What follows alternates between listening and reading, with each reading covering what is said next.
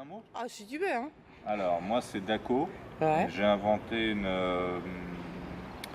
mon style qui s'appelle graphone, qui est la contraction de graffiti et faune. Mhm. Voilà. D'accord.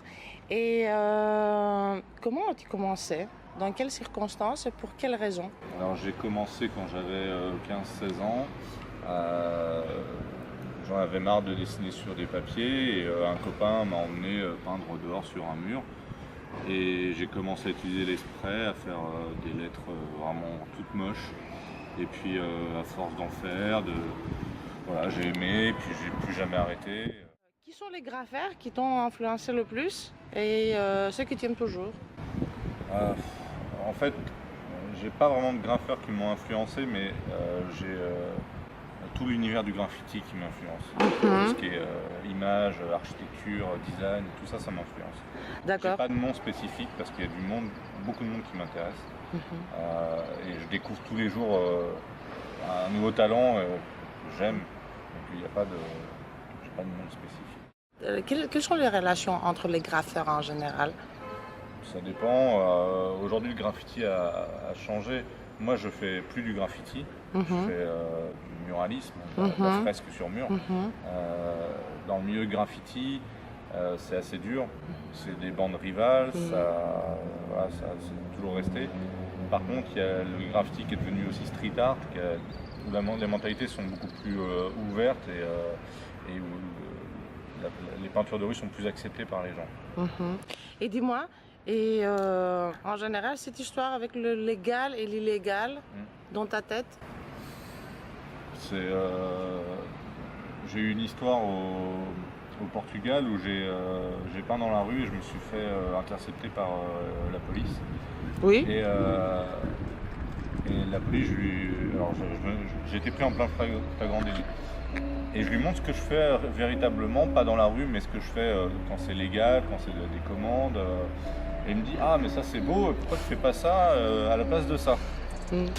Donc là, la légalité et l'illégalité, il y a aussi la mesure de j'aime, j'aime pas en fait. C'est, comment la personne va identifier que c'est de l'art, que c'est pas de l'art, que c'est légal, que c'est illégal.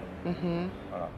Et quelle est ta meilleure expérience jusqu'ici en tant que dans le domaine? Bah moi, mes meilleures expériences, c'est quand même de pouvoir voyager avec ma peinture. Ça, n'importe où, que ce soit ici, j'ai fait Sri Lanka, Irlande, Tanzanie récemment. Tous les voyages sont une superbe expérience à prendre parce que c'est chouette de pouvoir être invité, de faire une peinture, de laisser une trace, alors qu'on n'y aurait pas pensé. Et quelles sont tes couleurs, tes marques de bombes et tes boutons d'impression préférés? Aimer. Tes boutons d'impression. Spray caps. Alors, j'ai pas de couleur. Alors, j'ai ma couleur préférée qui est le bleu, mais dans mes peintures, j'utilise pas tout le temps du bleu, j'utilise plein de couleurs différentes. Tous mes animaux ont toujours des couleurs différentes. J'utilise toujours des camailleux de couleurs et une couleur en plus pour trancher, pour avoir une nuance. Ma marque de bombe, c'est Loop Colors et une autre marque qui s'appelle Amsterdam Acrylics, qui est une peinture à l'eau. Voilà, j'utilise ces deux peintures. D'accord. Et pour le bouton, là, c'est un banana, c'est un caps universel qui s'appelle Banana. D'accord. Et tu préfères quoi? Les bombes, les throw-ups, les pieces ou les burners? Ouais, j'aime tout. Tu aimes tout? Oh, ouais, j'aime Et- tout. Tout, même un tag dans la rue, j'adore.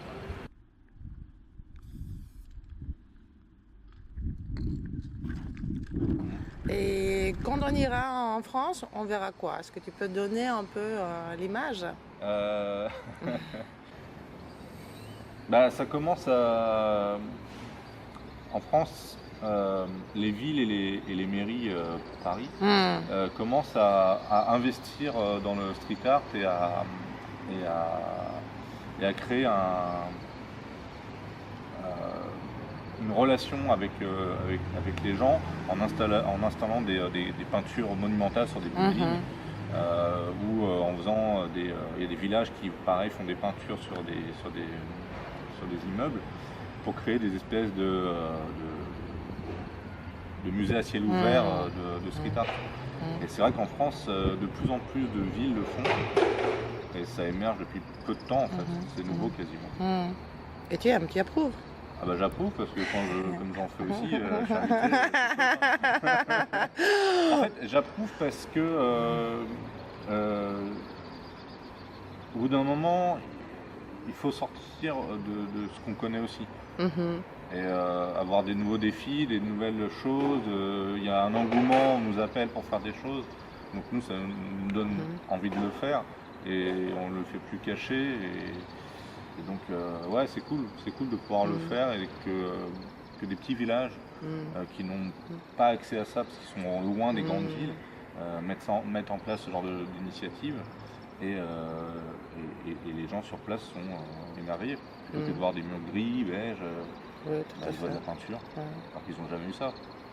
Et Thessalonique, tu la vois comment Bah, par rapport à tout ça? c'est incroyable parce que quand je suis arrivé, j'ai vu des tags partout. Oui, c'est vrai. Il y a du graff partout. Ah oui, parce qu'on est un peu à Nard. Hein. Ouais. Et oui, en Grèce, on fait tout ce qu'on veut. Hein. On s'en fiche complètement. Oui. C'est bien, ouais. Non, j'avais l'impression d'être ou en Italie ou en Espagne ou au Portugal. C'est un peu. Pour moi, c'est pareil en fait. C'est les mêmes bâtiments, il y a des peintures partout. Oui. C'est incroyable. Et pour autant, donc le mur où tu étais ou qu'on n'a pas fait, on n'a pas pu peindre parce qu'on n'a pas les autorisations. C'est absurde. C'est absurde. Parce que Absolument. moi, je leur ai dit, il y a des peintures partout, on n'a qu'à peindre et on verra bien. Et bon, on m'a dit, oui, mais si tu te fais arrêter, tu vas rester un mois en prison. Ah, c'était génial. Merci. Hein. Merci à toi.